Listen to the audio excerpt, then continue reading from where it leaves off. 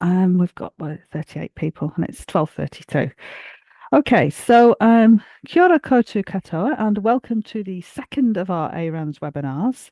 And today, Kerri Siatiras is going to present More Than Compliance, the Real Work of Information and Records Management. And this webinar is going to take a candid look at the current state of information and records management in New Zealand, exploring both the challenges we face and the opportunities ahead. So Kerri's happy to answer any questions after the webinar, so you can put these in the chat, or if you want to use your microphone, feel free to do that. So thank you very much, Kerri, and I will now hand over to you. Fabulous. Thank you so much for that welcome, Alison, and thank you to ARANS for asking me to do this. I suppose part of it was really thinking about what kind of topic would be interesting and in a way, why this topic? Why is it important to talk about information records management in a way that's over and above compliance? And I suppose in part, two key reasons really.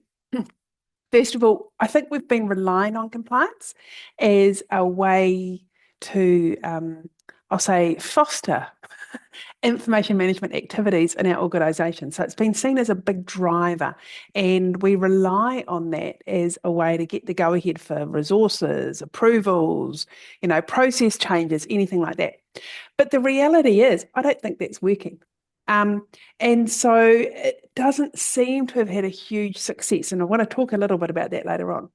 And I also think part of the reason for that is because as a profession, we still haven't found the way to, I'll say, find the compelling story as to why information and records management is fundamental to the success for our organisations. Part of it is because making the business case for IM is pretty difficult in terms of dollars and cents.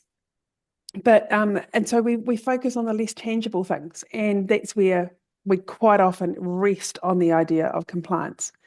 The final reason I suppose that maybe we want to talk about this is actually it's all Richard Foy's fault. And I hope you're laughing at this, Richard. About a year ago, we had a Wellington Information Management Community of Practice meeting, and we were talking about there being a difficult driver for people to transfer digital records to Archives New Zealand. There's a central government agencies. And Richard made the point that, public sector organisations had I can't remember the exact words, but it was the essence of a moral imperative to actually identify and retain those records of archival value. And so that actually should be all the driver that was needed. And so that's had me thinking for quite some time. So that's where this talk's sort of coming from. So I want to start off with just sort of playing around a bit and looking at the current state. Now, for those of you that have read the latest State of the Nation report, or I should correctly call it the State of Record Keeping report from the Chief Archivist, the last one was from 2023-24. And these are the kinds of themes that came out. This idea that our maturity is still low, that there's quite a variation in different agencies, that kind of stuff. That digital record keeping is still a major, I'll say, threat. And it's still an issue for organisations with risk. That there's been a focus on response, to the Royal Commission for a lot of agencies, which is important, but it's also sidetracked the BAU stuff. But key point was that the managing level, so in reference to the managing level in the Information Management Maturity Assessment, is that it's no longer seen as being aspirational by the Chief Archivist, it is the bare minimum. So that's what the Chief Archivist, our key regulator, says about the current state of information and records management in New Zealand. And that applies to public sector officers, including local authorities. I see some other things as well. I think everyone is focusing on compliance. And the introduction of the audit program from Archives New Zealand has helped that. It has meant that there is a bit of a focus on compliance, but I suppose you could say we've lost sight of the benefits or being able to articulate our benefit to organisations, instead doing the whole, well, we've got to do this because the Public Records Act or the Archives New Zealand or whatever says we have to. As a profession, there seem to be a lot of concerns about lack of resourcing, a lot of concerns about the backlogs that are getting produced because of that lack of resourcing. We have concerns about reduced sector capability. And I suppose one of the things I'm seeing is that IM skills have been lost. And with reduced staffing levels, quite often there's you're fighting fires as opposed to doing what I would call real information management improvement projects, that kind of stuff. So we are losing some skills. I now see people in senior information management roles that have never ever worked on, I don't know, refining a taxonomy or implementing a disposal schedule or anything like that. We've also got perhaps aligned to that is the fact there doesn't seem to be a common understanding as to what is it that a senior information management advisor, what skill set should they have? What should an advisor level have? What should a specialist have? Like we don't seem to have that common framework very well. There's a bunch of frustration with the regulator. Primarily, I suspect, is because the regulatory role that Archives New Zealand has around records and information seems to have faded over the last couple of years. So the tools are there, the Act, the legislation, all the rest of it. But, it seems to have been reduced. So there's issues around time frame for services and response, about regulatory processes, resourcing levels at Archives New Zealand, and all that kind of stuff. And it's leading to frustrations within the public and local authority sectors. There's a big fear about digital disposal, and I'll talk a little bit about that later. But, it seems primarily that people are scared about it as much as anything. One of the things that's come to my attention recently is a real lack of knowledge at senior management level about information management. I've been working with a client recently, and we'd been working on an information management strategy. And first of all, they said, oh, no, you don't need to talk to the senior management team about the strategy. You just go and develop it and we'll approve it. It's kind of, okay, that's fine. Get to the approval point and the chief executive is going, so why do we need this?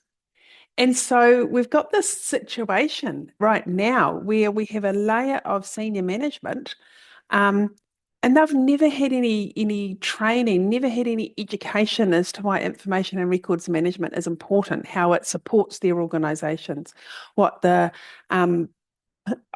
their responsibilities are, that kind of stuff.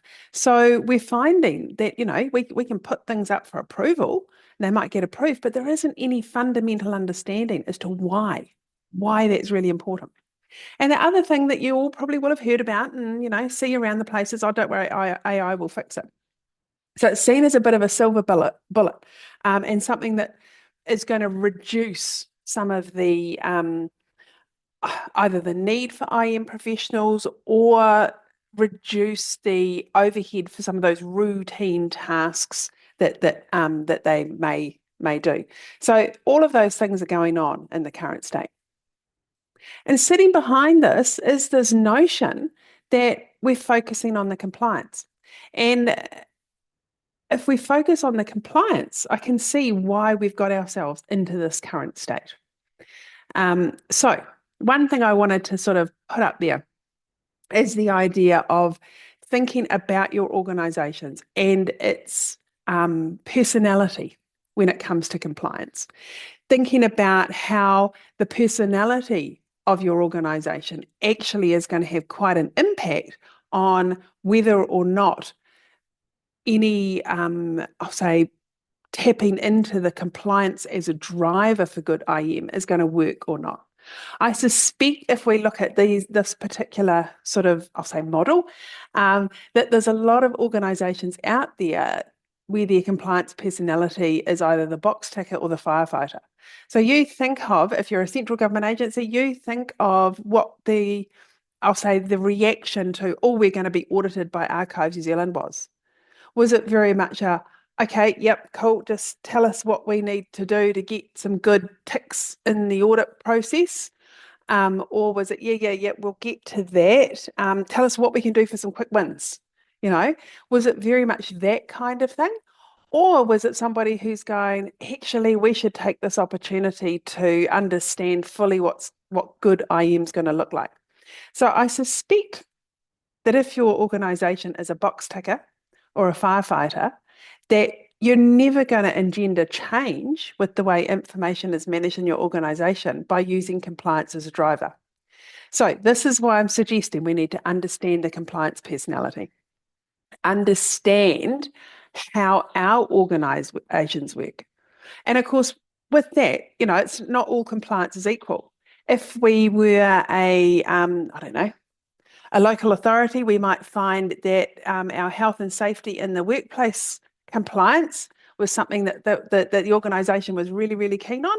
And for that, the personality might be more of a pragmatist, but when it comes to the information management stuff, they might be a box ticker. So, we have to understand our organisations may project different personalities depending on what kind of compliance it is. I have yet to find an organisation that I would think of as being the strategist when it comes to compliance. So we've got to think about that when we try and think of using compliance as a driver for good IM.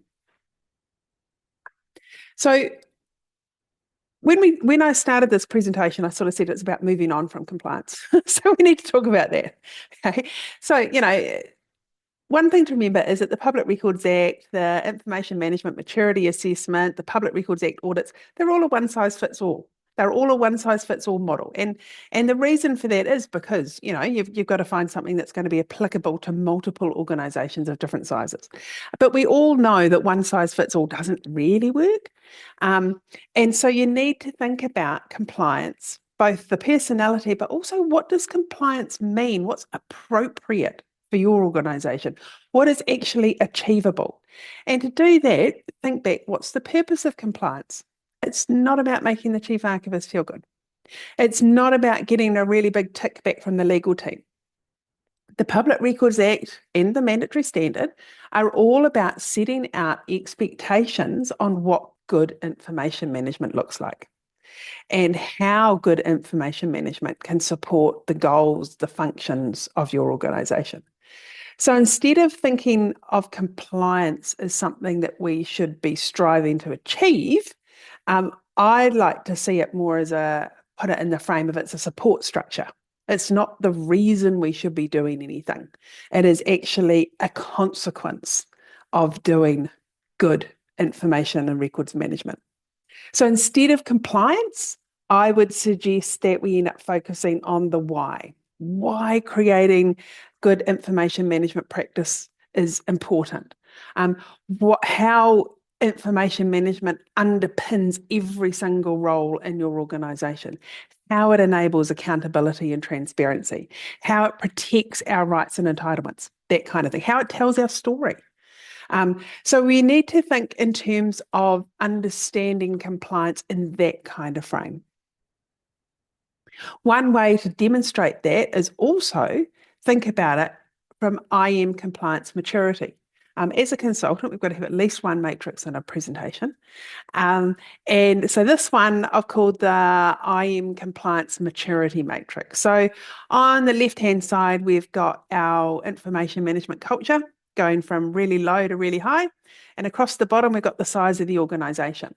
If you look at the quadrants in there, what we're looking at, for example, is we might have a small organisation with a high IM culture.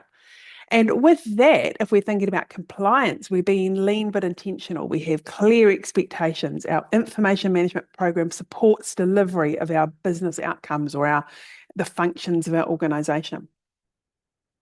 If your organisation is in the bottom left quadrant, then it's not likely that you're going to be able to be fully compliant without some major, major changes to the way your information is getting managed. If your organisation, so think of a large organisation, is in the top right corner, then full compliance for you should be both practical and achievable. So thinking about your organisation, I suppose it comes under the whole, where do we sit in that quadrant? Are you small? Are you large? Are you mature? with your IM culture or not. And if you really aren't all that mature in your IM culture, then compliance probably isn't going to be fully achievable. And you're going to have to be making some hard choices on what to focus on when it comes to compliance. Trying to get practical here because anyone who knows me will tell you I like to take ideas and try and distill them down to something practical people are going to be able to do. The first thing I would always suggest is do an internal review or audit. So yes, Archives New Zealand might audit central government. Local authorities are recommended to audit themselves regularly. I think you need to find out what's really going on in your workplace, and warts and all. You know, how is information actually being created, used, managed, looked after? What kind of compliance personality does your organisation have? Where would you be sitting on any kind of compliance maturity scale? What is going to be needed in order to improve information and records in your organisation?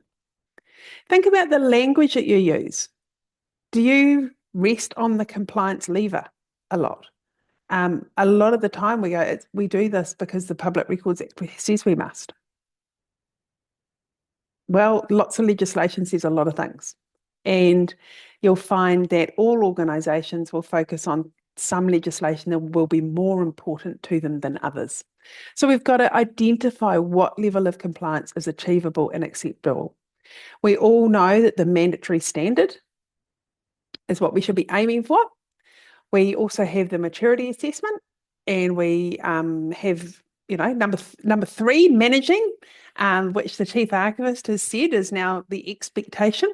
Is that achievable? Is that achievable across every part of the maturity assessment for you? And if it's not, why not? Which bits of it is that not going to be achievable for? And is the risk of not achieving it something your organisation is willing to, I'll say, go with? Or is it something that your organisation needs to be putting more effort into? And we need to think about how we're going to move our notions of information and records management as being a compliance-driven function to something as an enabler, something that has strong benefits. Actually develop that strategy for how you're going to change the entire way that you think about and work with your staff about how information and records should be managed. So, compliance.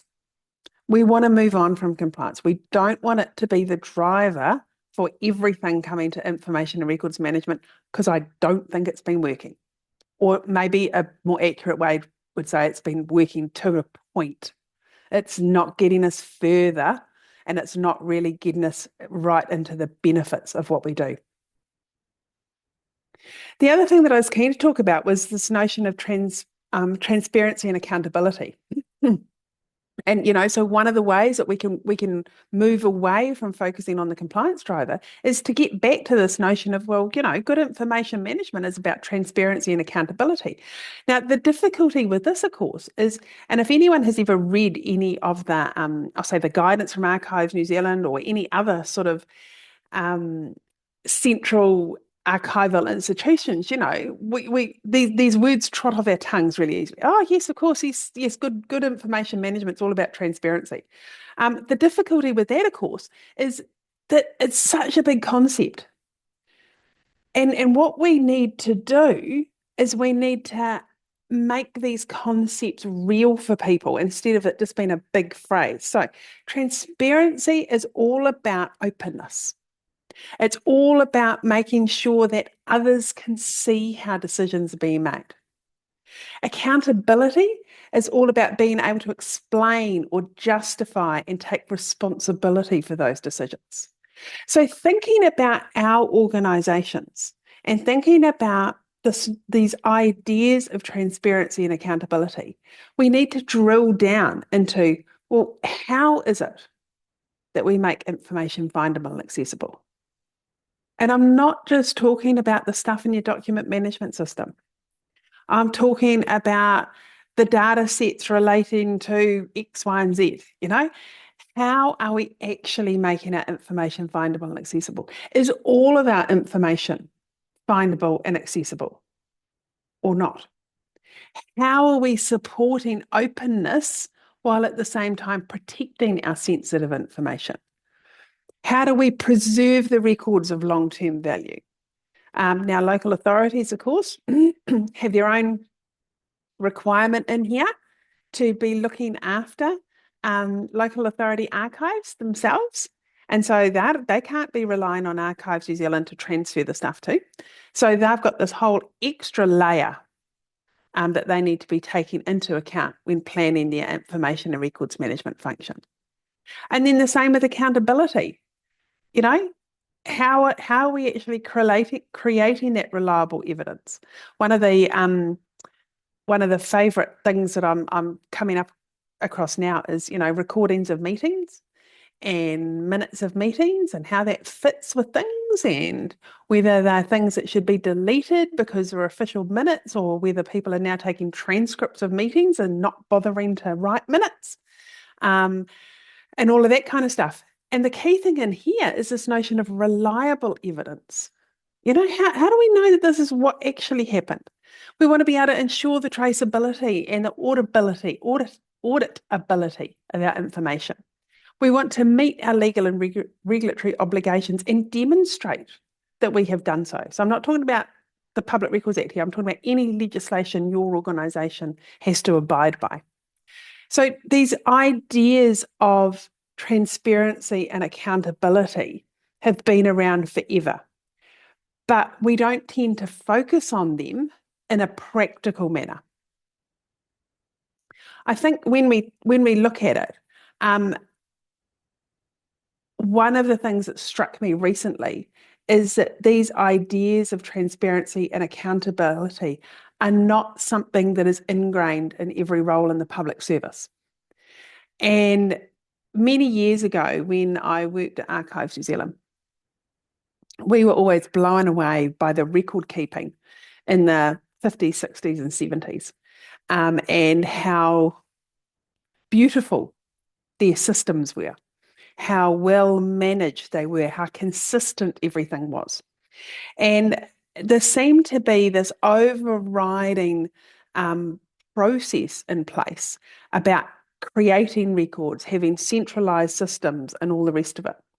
And so, why is it that when we've got more information than at any other point in history, we have actually lost some of the core drivers on why we need to manage it well? This transparency and accountability. What's so different from the past? And when I start thinking about it, there's a few things have changed, right? We have fewer career public servants anymore. So, the people that embody this whole notion of what it is to be a public servant, what happens now, you'll have people ducking into the public sector for a couple of years, then ducking out to the private sector and all the rest of it. We don't have as many people coming in when they finish school or university or whatever, and the public sector is their thing because they are a public servant. If you are a public servant, this idea of all the work you do being able to be transparent and accountable is something that goes along with that kind of idea of being a public servant. Instead, we've got a lot of contractors. We've got a lot of changes constantly across the public sector in terms of redundancies, restructures, mergers, and all the rest of it, and things get lost. We've also got fewer centralised processes than we had. And so, I'm thinking here about things like centralised mail registration. We now, of course, have emails coming at us directly from our clients or directly from members of the public. So it then has added this extra layer onto all staff that they're going to be good filers as well. We've got, therefore, a whole lot of personal approaches to how to manage information. We've got lots of tools in place that seem to keep copies of everything, whether it be things like email archives or, when you go to delete, it's not really delete. And that kind of stuff. So quite often this results in staff relying on those sort of copy systems as opposed to good practices. And the notion of personal responsibility seems to have decreased. Um, that thing of we might keep things just in case, but this idea of being personally responsible for things seems to have gone. So without trying to go back to the past, we've got to find ways to take these concepts of transparency and accountability linked with good IM practices. We've got to get those two things back in place together to make it something that's worthwhile for people. So, how do we do that? One of the most practical tools that I have ever done is, and it was, with a senior leadership team, I had them in a room for about an hour, I think it was. And we sat down and we used the notion of use cases, coming up with some ideas of what's the scenario. If a member of the public wants to know this, how are we going to be confident we're giving the right answer? How are we going to be confident that we've captured the right records to record your decisions about X, Y, and Z? What are the business processes? So a lot of it came back to having well-defined business processes, well-defined understanding at that senior level that if the records aren't kept well, and if the tools to store and manage those records are not the right tools, then our idea of being a transparent and accountable organisation is going to be really hard to achieve.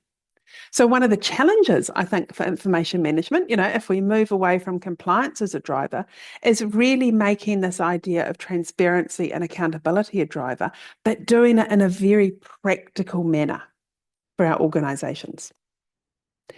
The other thing to think about too is about the intersection, I suppose, between how and why the way we manage our information matters to the public and to the protection of their rights.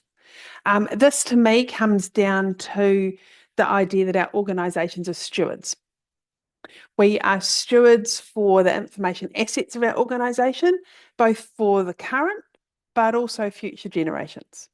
And so if we don't manage that stuff well, there can be very direct consequences. Some recent examples. So I've got a quote here, which I might just read. So this was a quote from Honiana Love in an article in the Spin-off in May 2022 relating to the Royal Commission. And she was acting chief archivist at the time. And she said, for survivors, past government records have often obscured or misrepresented information about their identity and family connections. Records often lack evidence about how people were treated and why. Poor records management and the resulting gaps in records hamper survivors' recovery and their ability to seek redress and hold the government to account. That's pretty powerful stuff. And I think the Royal Commission is possibly the most well-known instance in New Zealand in recent times where the record keeping of the past has really impacted on the outcome of that Royal Commission. We've also got other things like the Manage My Health data breach. Thousands of patients were caught up in that. And that was a really good example of how information security, which is a subset of information management, information security and data breaches can really impact the rights and the privacy of any individual. The other thing, and I noticed this, that was, what day is it today? The 10th of April. Yesterday, there we go. There was an article in Stuff all about the retention of criminal conviction records. And this one was slightly different. It wasn't saying that there was a lack of records or anything like that. It was actually saying, is our clean slate legislation working from the point of view of records? And the article sort of talked about a bunch of people that were having difficulty finding jobs because they might have finished their prison sentence, I'll say 20 years ago, but they still had to declare it because the clean slate legislation only applies to people who didn't serve a prison sentence. And they were saying that, these people that were impacted were saying it was 20 years ago. I haven't tripped up since. And yet that record still exists, or I have to declare that. And that's really impacting their lives in a negative sense. So becomes a disadvantage to those people. So with these records, what we've got to understand is there can be this very, very direct impact on individuals if our information and records management is not being done well.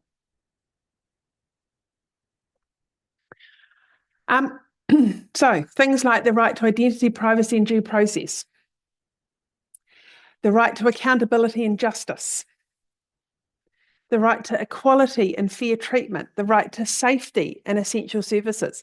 We've got to take these possible impacts and make them real in our work context. For example, how would poor IM practices in this part of your organisation potentially impact the rights of a member of the public? And that's the key message in here. We all understand this at a conceptual level, this idea of transparency and accountability, this idea of information and records management,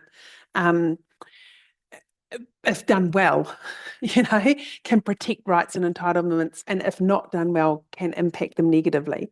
What we've got to do is actually get practical with it, make it real. I'm a great fan of a good table. You've probably gathered that already.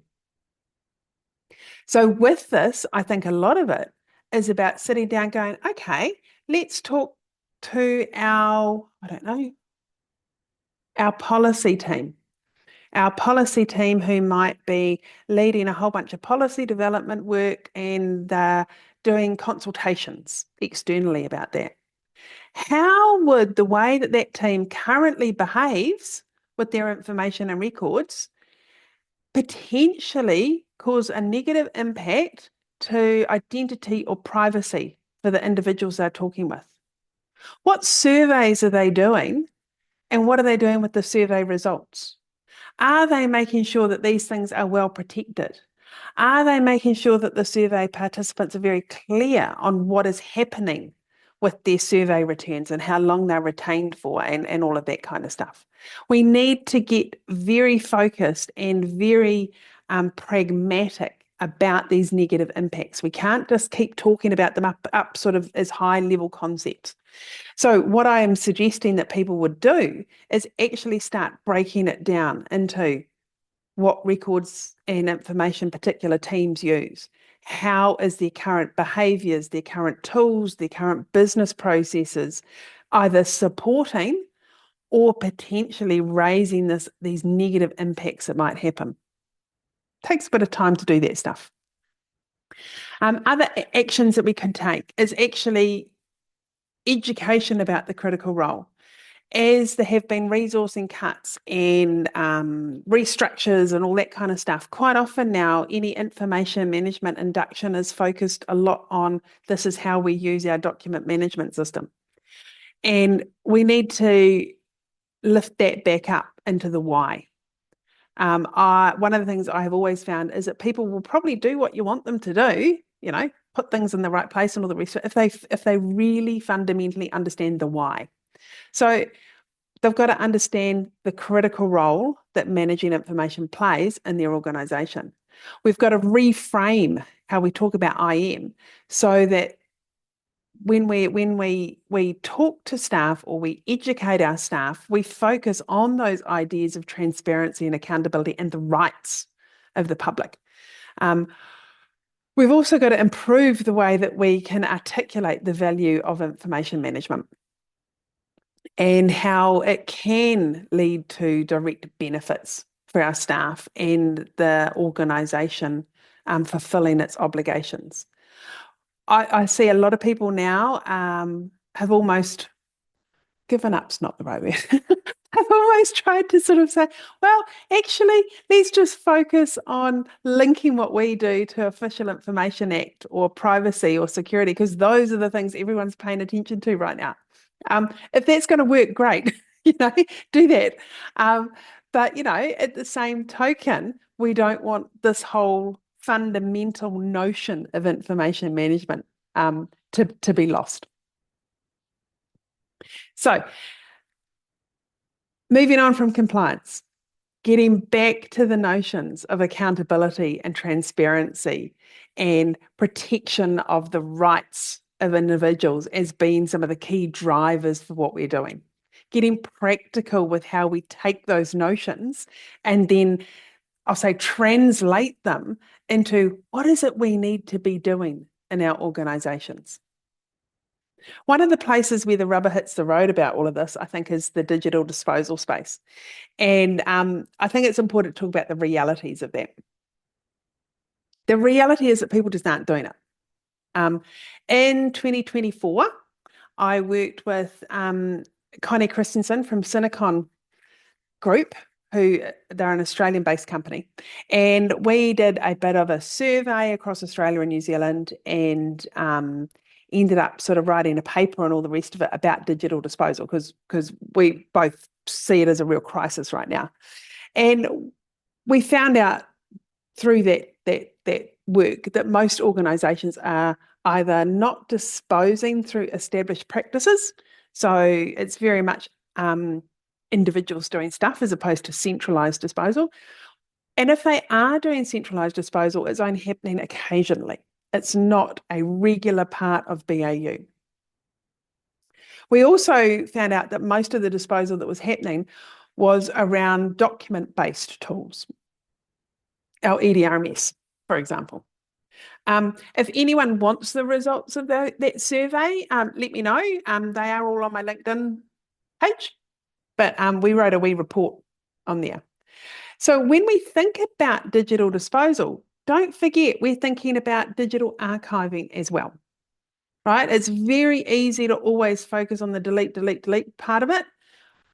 Just as important, you could argue more important, is the fact that we're also identifying those records of long-term value.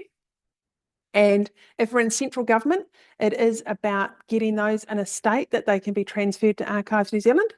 If we're in local government, it's about getting them in a state and having a strategy and a plan and resourcing and all the rest of it. So how we're going to be looking after them indefinitely. So when we did this study in 2024, these were the key challenges and the consequences, I suppose, that were identified by those that participated in the study. Proliferation of repositories, like just so many places that people were storing digital information. And quite often, the information manager didn't know about them. Duplication, whether it be within systems or across systems. Lack of governance. Capacity constraints. Like thinking about whether part of the challenge was just that we didn't have enough staff to be able to get our heads around how to do the digital disposal. We might have had also limited digital disposal functionality within any of our tools. We saw a lot of direct consequences. Possibly the one that a lot of people thought about was increased storage costs. So, the one of the issues I think that's been identified with the cloud first approach, of course, is then you get tied into cloud service providers changing the rates for storage. And being tied into that. And so a lot of organizations, who have given up their on-premise infrastructure and have gone fully cloud are now busy going, we've got to get rid of stuff because we can't afford this growth rate. We can't, all that kind of stuff. Reduced productivity, often because of things like not being able to find it, duplicates, not being able to trust it when we find it, all of those things. We've got a whole bunch of data security and compliance risks. And, breaches are more and more common. Think of the Manage My Health one. We've got these risks that have increased hugely now that we're all digital. The more digital stuff you have, the greater the risk that you could end up with a security issue of it, of course. We've also got greater system performance and complexity around migration processes. And so when we start thinking about all of these things, we've got large portions of what I would call unmanaged information and data. You think of if your organization's got any legacy shared network drives, pretty sure they won't be managed. Think about the number of OneDrives and the amount of space in there that is getting used and how well managed they may or may not be. What are the processes in place for those kinds of stuff? Our work showed us that people appreciated, or I'll say they understood, that greater governance around digital information was needed and that greater more improved processes around digital disposal was needed, but they seem pretty hamstrung on how to actually make that happen. And yet it's become critical. We've got reduced storage space. One thing I would say to people that might be quite good to do is, how much money could actually be saved in your organization if you could delete 1/10 of what you've got? How much money would actually be saved? Looking at the digital archives, what is your ongoing plan with this?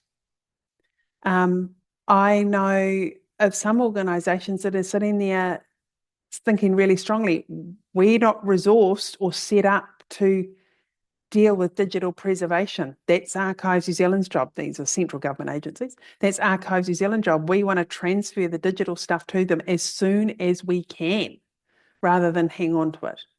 And so with that, they've started talking to Archives New Zealand earlier rather than later, because it's not a quick process.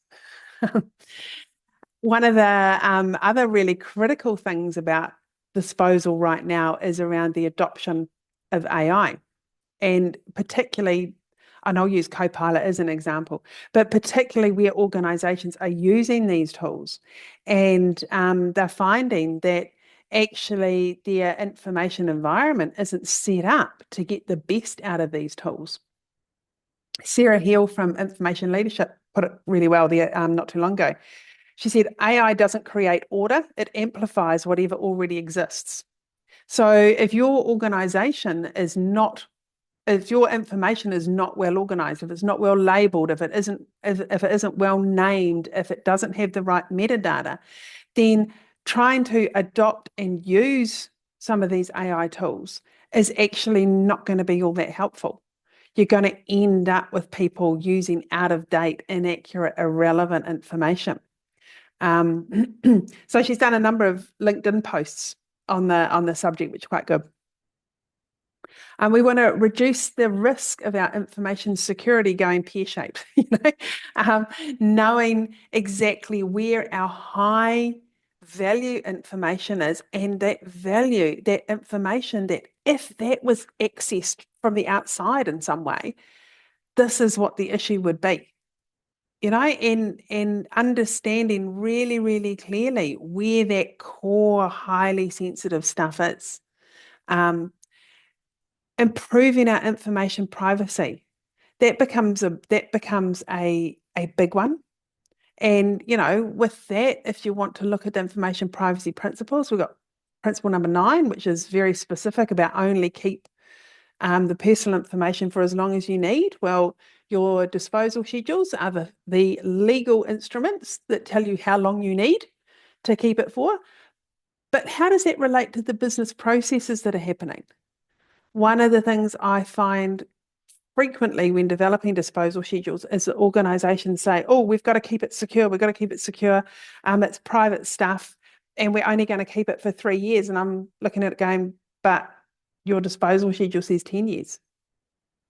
And so there gets to be a mismatch in there. So we've got to think about the privacy. And of course, if we keep it, we've got to make sure it's accessible. The Public Records Act says that, the Official Information Act says that. So we've got to make sure that we are keeping these things accessible. So it's become critical. The one other thing I would say about digital disposal is that when you start looking at digital disposal, you've got to understand that you are going to be lifting up those stones. You know the phrase, no stone unturned? Well, you're going to be lifting a whole bunch of stones up, whether you want to or not. By starting or by going down the path of digital disposal, you're going to highlight the bad filing practices that there are right now and that there have been previously. You're going to highlight the fact that you might have taxonomies in place that really aren't working very well because people haven't put things in the right place, so you can't apply that disposal rule to that after all. You're going to highlight areas where your staff really need more education. You're going to highlight lack of understanding, both from the information management team's perspective, but also the business perspective about business processes and how the creation of information through different business processes impacts or may cause issues when it comes to disposal. You're going to highlight material that you could have got rid of many years ago that's still sitting there. It's also going to mean that you have to have those discussions about those different repositories, whether it be OneDrive, whether it be the Dropbox no one uses anymore, whether it be MS Teams chat, whether it be this old database that we found. You're going to uncover a whole lot of stuff. So when we think about digital disposal, taking some practical actions, what I would suggest is developing an implementation plan for each type of repository. So develop an implementation plan for your document management system, your finance system, your whatever system, all of these things, a different plan for each one because you won't be able to do it all at once. Start with something contained. Pick one of those. So don't talk about implementing our schedule on our digital records. Talk about implementing our schedule on our digital records in our document management system. Okay? Do it in a sequential kind of way. Do one, then the next, then the next. Get your IT team on board really quickly with the benefits of disposal. You will need them. Work out how many disposal rules your schedule plus the GDAs actually have. And I'll give you a hint here. It's not the same as the number of lines in your disposal schedule. When we talk about disposal rules, it's that combination of the trigger point plus the time period plus the action.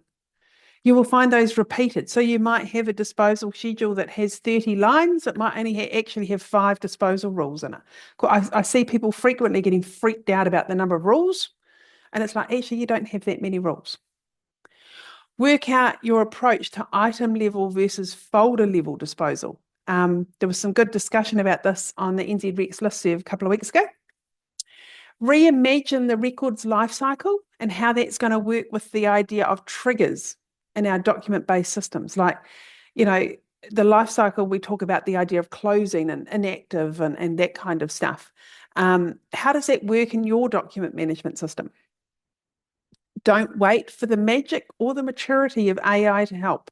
Just get started. And finally, get to know what disposal functionality your line of business systems actually have. That will help inform your implementation plan. Okay, final thoughts, just wrapping all that up. I don't think we can continue to use compliance as a driver to do anything. I don't think it's been working to actually improve the way information's managed. We might have got more ticks from a compliance perspective, but I don't think it's fundamentally improved our information management culture or practices at all. I think we need to reclaim the ideal of accountability and transparency and the protection of rights as drivers. And we need to focus on taking those concepts and making them really practical in our organisations to demonstrate and use them to demonstrate the why to people.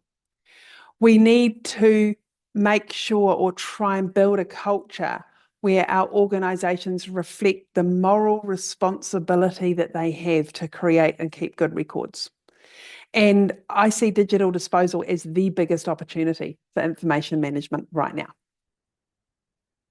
Okay, that's it. That was it. That was a big lunchtime trip through things, wasn't it?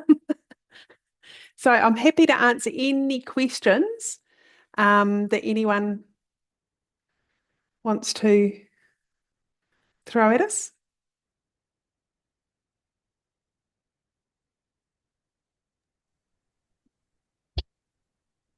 Great. Thank you very much for that, Kerry. I'll just see if anyone's got any questions.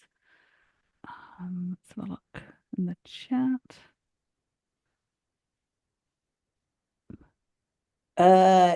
Alison, can I ask? I couldn't figure out how to put my hand up with this interface, so I just thought it easier if I spoke. Is that okay? Can I ask a That's question? fine. Go right for Yeah. it. Thank you, Kerry. It was a wonderfully, wonderful talk. It really helped bring together some really big ideas. Um, I just wanted to go back to that point you made, which had never occurred to me around the change in professionalism of public servants. Mhm. And how, yeah, I guess people come in and out of public service and Yep. public service agencies and therefore public offices over, periods of time. Sometimes it's short-lived, sometimes it's long-lived. And yet that notion of a professional public servant almost doesn't exist yet. Mm. And I think uh, thanks for calling me out about saying those things a few years ago. But I think I personally believe, if I can remember saying those things, that I would have been trying to, I guess, inspire and bring those thoughts back to people who are public servants and actually believe, I'm not just a, sorry, not to belittle any of the roles we have, but I'm not just a policy analyst or I'm not just a manager of this function, or I'm not just an information management specialist, but actually I'm a public servant. And with that comes a whole bunch of obligations Yep. uh, as a not just as a human being, but as a person who's part of a democratic government that has accountability and therefore needs to support transparency. Um, I don't even know whether in the current code of conduct, whether things like what you have shared today are spoken of in the code of conduct. I suspect not. But anyway, I just love that. Not in that way that I've seen, but that's exactly what I took from what you said that ages ago, Richard. Which is the fact that I think we've lost that. Yeah, I really do, and I think it started in the 80s, and and all of this comes back from again when I was a baby archivist at Archives New Zealand, we used to hear stories about induction into the public service and how it wasn't just induction into your department, it was induction into the public service and how employees got to spend a number of months working through different key roles in their organizations, one of which was always the mailroom. And so they got to see firsthand this whole idea of what keeping records was all about. It was ingrained. And then they took that to all of their different jobs, but it stayed with them. And I really do think it's gone. Um, and yeah. I see it as a bit of a concern, really. We do need to bring back, I think, some of the nobility of the work that we do. Yeah, um, absolutely. is important. I always believe that the work we do is really fundamental to our democracy. And it's not one of those just highfalutin ideas. It is, very much the heart of it. Otherwise, why would we do it? Yep. Anyway, thank you very much. I just wanted to say I really loved that when you brought that out. And it was a bit of an aha moment for me about Mm, maybe what has changed through generations. Thank yep. you. And, we've also had a request for survey results, if you wouldn't mind sharing them, Kerry. Is that a Yeah, as I possibility? said, they're all on my LinkedIn page, or if people Okay, want to flick me an email, I'm happy to send them direct. right. Um, Great. Thank you. And it's yeah, cool. Anybody else got any questions they'd like to ask? Don't think we've got anything else here.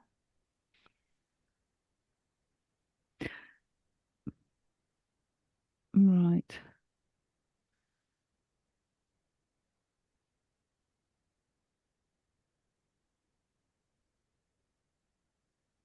Some Another comments. question. I've got a question. Just another. Okay. It's okay. Um, I think I put in the comments earlier on that I really love that term you used, which was a compliance personality, yeah. which I think is actually really important to think about. And as I am professionals being aware of that. Uh, the thing is that few organizations have a single personality, right? We actually carry multiple personalities. without that meaning to be a weird thing. And quite often you'll likely find the IM professionals as being very strategic. I suspect many of them would actually hold that strategic personality. It's just that they're faced with working with a whole bunch of other personalities within the organization, such as, you will absolutely have some people who are the strategists, and I suspect they're largely the people that are on this webinar call and, follow people like yourself and really believe in it. But the problem is that we're dealing with other personalities. And I guess this is where information management professionals need to have a whole bunch of really quite difficult skills. People might say that they're soft skills, but they're skills around influencing and relationship management and being able to read the room in different ways. Yep. Have you had many opportunities to, I guess, develop or coach people in those types of skills, or is that something that people have Yeah, asked for? absolutely. And I think the idea of the compliance personalities, it was last week's brainwave when I was trying to work out how to explain the fact that we, when it comes to compliance, we're not always going to be able to use it as an effective lever. And that if our organization and using the PRA audits was the thing that triggered this, people get a PRA audit notice and they go, cool, what's the bare minimum we can do to get across the line? They Yeah. really are the box ticker. They're not thinking about IM in a strategic manner whatsoever. And I think you're quite right. It's not necessarily the information managers. It might be the executive sponsors. It might be the legal and risk team. It might be whoever's the next train up that are sort of dictating that. So that's where the idea of the compliance personality came from. And again, more than happy to send people there if they think that it's going to be a useful framework to play with, because I think that impacts on how successful using compliance as a driver is ever going to be. Yeah. It'll only ever get you so far if you're in a box ticker organization. It's not going to actually engender any kind of change or improvement in the fundamental culture around IM. So that's where that came from. And I think it's sort of, we need to be heading more towards that strategic thing. And we need to get the senior leaders in our organizations along for the journey. One of the things I've done a bit of is actually doing executive sponsor coaching and trying to do the education at that level. Rather, because the information managers sort of know what's needed. But of course, you've got to have somebody willing at that level. Fantastic. Fantastic. We know who to call now. Who are you going to Well, call, Kerri? yeah. Yeah, But yeah, I did wonder whether because you've seen these personalities across many, many yeah, organizations through your yeah. consulting career. And so I do wonder whether certain personalities are most helpful and I was sort of thinking maybe it's the firefighter or risk avoiders. Because I sort of think certain organizations are particularly good at record keeping because that's just kind of ingrained. When we Yep. work with the legal folk in our organization, they tend to be some of the better record keepers. Okay, and then maybe sometimes hoarders. And I just wonder, yeah, whether you see particular personalities that are particularly good with IM, but and not suggest that we all try and work for those organizations, but how do we draw out those personalities? Engineers. Oh, Engineers are my favorites when it comes to information. And I have to say, marketing and comms are probably the ones that have the most difficulty with stringent processes and standard behaviors. Not fantastic. wanting to We might generalize, all go but work for engineers. yeah, but not wanting to generalize, but that's often what we find in an organization. If you're rolling out anything, say you were rolling out a new document management system and there was a new taxonomy and all the rest of it, you'll find different personalities in the different teams. Each sort of professional area will have its own kind of thing. We've got to stop doing the one size fits all, even when it comes to our messaging. We've got to start focusing on okay, this team are legal team, really good at keeping everything, bit of a hoarder. What's the messaging to them that's different to our marketing and comms team, to achieve the same goal? So yeah, that personality thing I think can be sort of played with in different ways. Thank you. Okay. Right. Well, we've reached, it's now 1:32, so I'll probably get back to it. So thank you again. Thank you very much, Kerri, for that really interesting talk, which I think everyone has really enjoyed, and there's lots of discussion. So if you want to contact, if you want to contact Kerri, please do so through her email, which I'm sure you've all got. Yeah. And we will have the next ARANS webinar, which will be on the 20th of May. I hope that's the right date, and I'll be in touch about that. So again, thank you very much, and see you all hopefully in May. Thank you so much.